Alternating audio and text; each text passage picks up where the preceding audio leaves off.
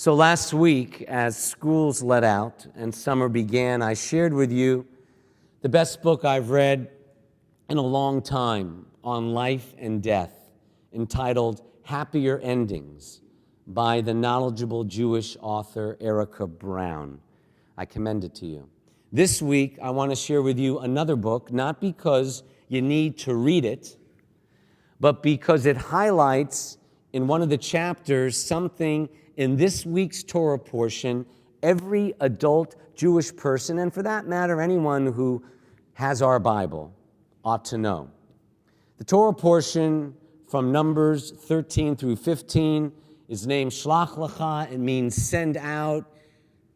God commands Moses to send spies into the land of Israel. He's over on the other side of the Jordan. They're asked to bring back a report about the land to the people.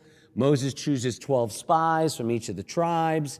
The spies travel throughout the land for 40 days. They return to the camp with pomegranates, figs, the logo of Manischewitz wine, the cluster of grapes so large that it takes 2 people to carry it. The land is flowing with milk and honey, they report.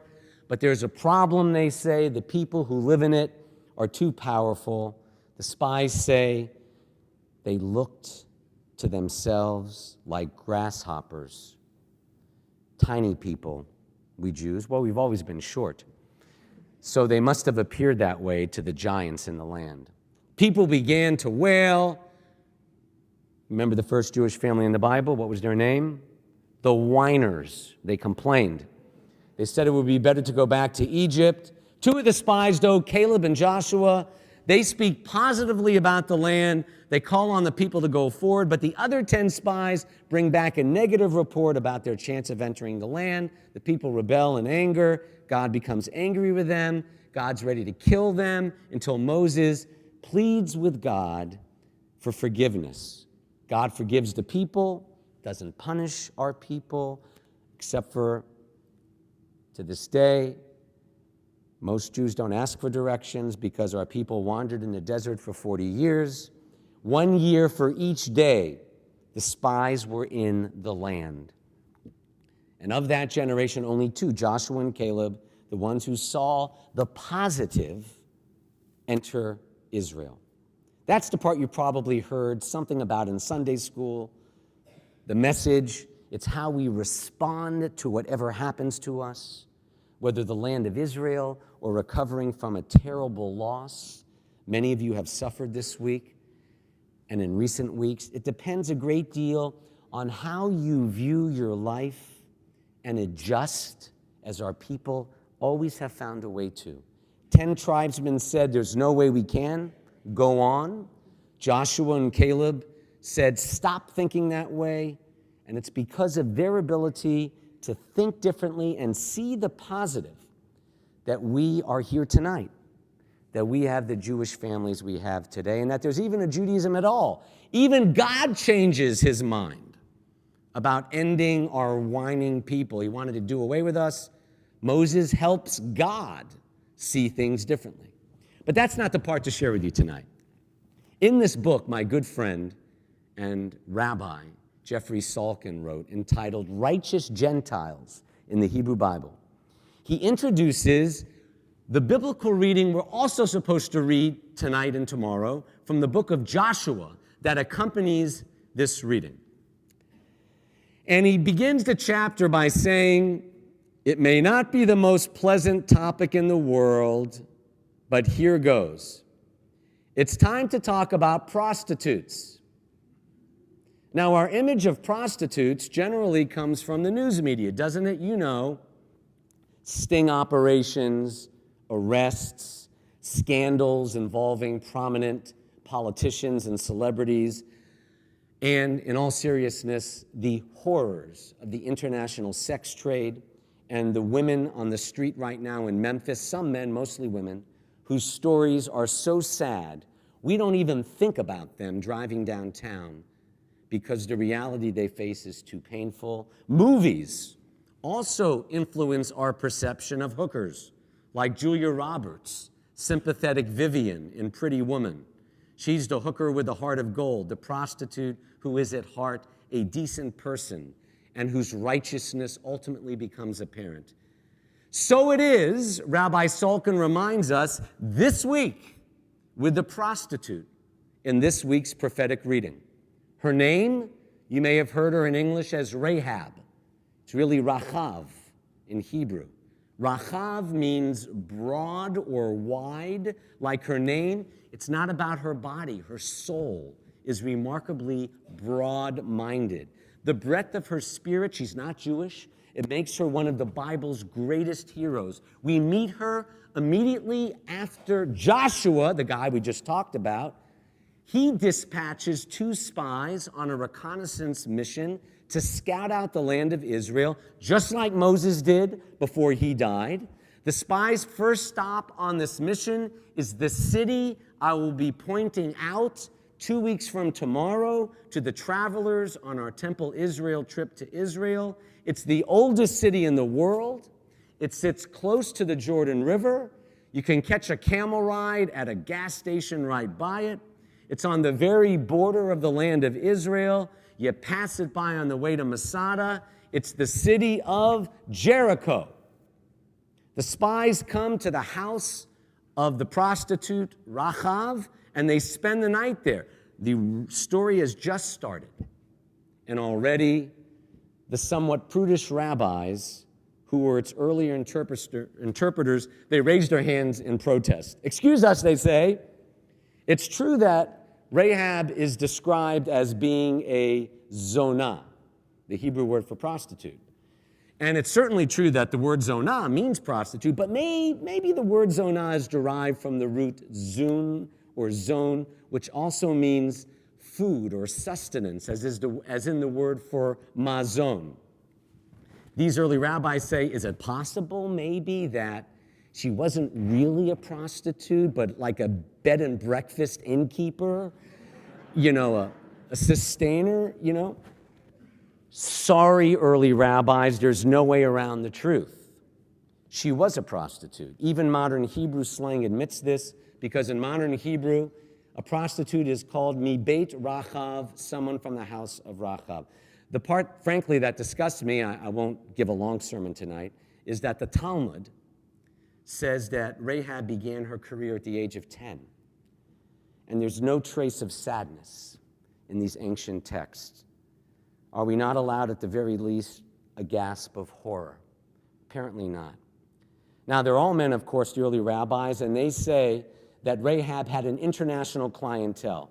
They say that her list included every ancient king and prince in the world. And they add in the Talmud, I'm not making this up, that along with Sarah, Abigail, and Esther, Rahab was one of the 4 most beautiful women in the world. They even said, and again, I'm not making this up, check the Talmud, Megillah 15b. They said that if a man was experiencing impotence, just saying Rachav, Rachav would solve the problem. No need for the modern drugs. The rabbis, they then share more fantasies. I will spare you. But the bottom line is that the text needs Rahab to be a prostitute because she carried power and weight in her surrounding culture. And remember where she lives. Salkin reminds us she lives in a house on the edge of Jericho, which is on the edge of the land of Israel. And who are prostitutes? They live on the edge of society. And here's the kicker, the paradox of paradoxes.